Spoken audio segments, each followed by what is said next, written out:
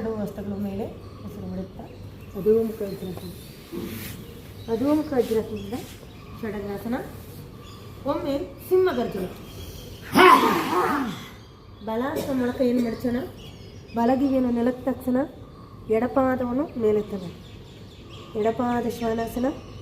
ಹಾಗೆ ಎಡಪಾದವನ್ನು ಪಕ್ಕಕ್ಕೆ ತರೋಣ, ಬಲಪಾದವನ್ನು ಕ್ರಾಸ್ ಮಾಡೋಣ. ವೀರಭದ್ರಾಸನ ಕೈ ಸೈಡ್ ಕ್ರಾಸು, ಬೇಗನೆ ಬೇಗಷ್ಟೇ. ಹಾಗೆ ಎರಡು ವರ್ಷಗಳ ಕೆಳಗೆ ಬಲಪಾದ ಮಂಡಿ ಹೊಡ್ಸೋಣ. ಹಾಗೆ ಜ್ಞಾನಶಾಸ್ತ್ರಾಸನ ಹೊರಗಡೆ. ಟ್ರೈ ಮಾಡಿ ನೋಡಿಯಾ. ಹಂತ 1, ಹಂತ 2, ಹಂತ 3, ಹಂತ 3, ಹಂತ 2, ಹಂತ 1. ಅದು ನಿಧಾನವಾಗಿ ಮೇಲ್ಬರೋಣ. ಮತ್ತೊಂದು ಷಡಂಗಾಸನ. ಒಂದು ಮಾರ್ಜಾರಾಸನ.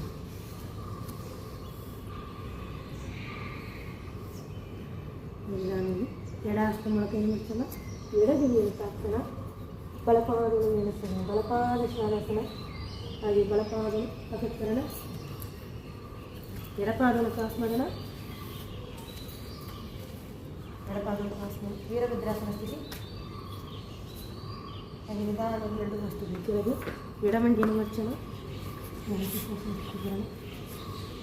ಹಂತ 1, ಹಂತ 2, ಹಂತ 3, ಹಂತ 3, ಹಂತ 2, ಹಂತ 1.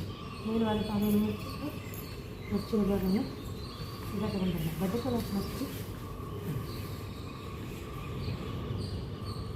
ತಗೊಂಡು ಹೋಗೋಣ. ಹೊಸದು ತೆಗೆದುಕೊಳ್ಳುತ್ತೆ. ಸ್ವಂತದಿಂದ ಮುಂದೆ ಹೋಗೋಣ. ಇದು ಚಾಲು ಇಲ್ವಕ್ಕ? ಇಲ್ಲ, ಇದರಲ್ಲಿ ಯಾವಾಗ ಚಾಲು ಬರೋಣಕ್ಕ. ಅದು ನಿಧಾನವಾಗಿ ಏನು ಬರೋಣ. ನಮಸ್ಕಾರದಲ್ಲಿ ಗುರು ಆಸನ. ಸುಖಾಸನ. ಸುಖಾಸನದಿಂದ ವೀರಾಸನ. ಆದವರು ವೀರಾಸನ, ಆಗದೇ ಇರೋರು ವಜ್ರಾಸನ ಸ್ಥಿತಿ ಬರೋದು. ಪಾದದ ಕೀಲುಗಳನ್ನು ಇಟ್ಕೊಂಡು ಅದು ನಿಧಾನವಾಗಿ ಹಿಂದೆ ಮುಟ್ಕೊಂಡು ಸೂಕ್ತ ವೀರಾಸನ. ಎರಡೂ ವಸ್ತುಗಳು ನಿಧಾನವಾಗಿ ಹಸ್ತಗಳನ್ನು ಬಿಡಿಸ್ಕೊಳ್ಳೋಣ. ಪಾದದ ಕೀಲುಗಳನ್ನು ಇಟ್ಕೊಂಡು ನಿಧಾನವಾಗಿ ಮೇಲೆ ಬರೋಣ. ಮಂಡಿ ಅಂಗಿಯಲ್ಲಿ ಪಾದವನ್ನು ಮಾತ್ರ ಜೋಡಿಸ್ಕೊಳ್ಳೋಣ. ಹಾಗೆ ನಿಧಾನವಾಗಿ ಮುಂದೆ ಭಾಗದ ಎದೆ ಭಾಗದಲ್ಲಿ ಬೃಹತಾಸನ, ದುಃಖಾಸನ.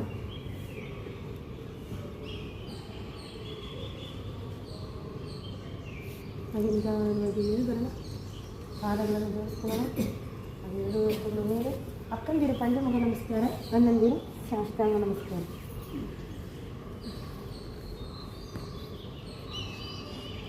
ಅಣ್ಣಂದಿರು ಅಧೋಮುಖ ವಜ್ರಾಸನ, ಅಕ್ಕಂದಿರು ವಸ್ತುಗಳನ್ನು ಬಿಡಿಸ್ಕೊಳ್ಳೋಣ. ಅಧೋಮುಖ ವಜ್ರಾಸನ ಸ್ಥಿತಿ.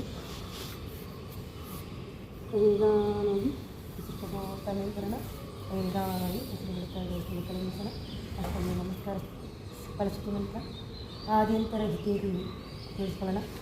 ಆದ್ಯಂತರ ಹಿತೇದೇವಿ ಆದಿಶಕ್ತಿ ಮಹೇಶ್ವರಿ ಯೋಗಾಗ್ನಿ ಯೋಗ ಸಂಭೂತ ದುರ್ಗಾ ಲಕ್ಷ್ಮೀ